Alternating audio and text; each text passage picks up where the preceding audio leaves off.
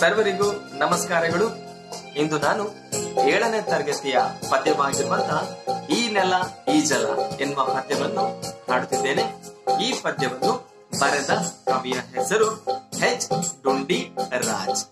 ಬನ್ನಿ ಪದ್ಯವನ್ನ ಒಟ್ಟಾಗಿ ರಾಗಬದ್ಧವಾಗಿ ಹಾಡೋಣ.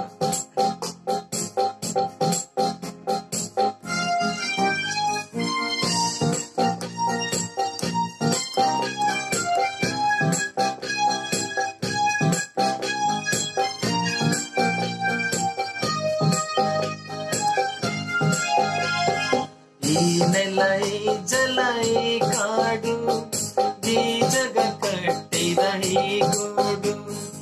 ಈ ನೆಲ ಈ ಜಲ ಈ ಕಾಡು ಈ ಜಗ ಕಟ್ಟಿದ ಈ ಗೂಡು.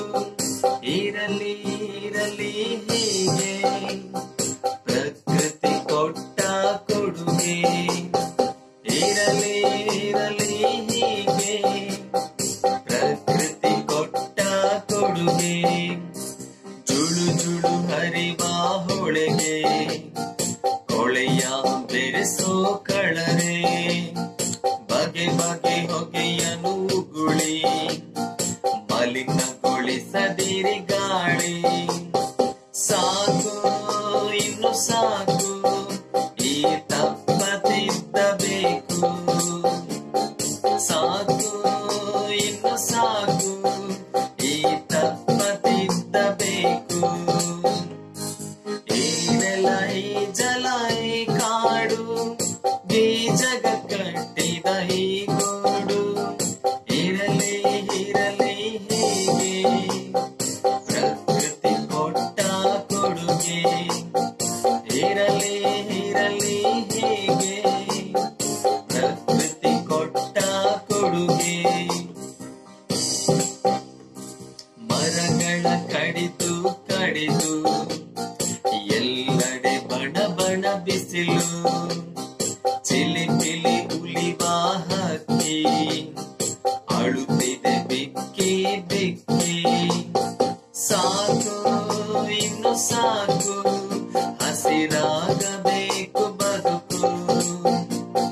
ಸಾಕು ಇನ್ನು ಸಾಕು ಹಸಿರಾಗಬೇಕು ಬದುಕು.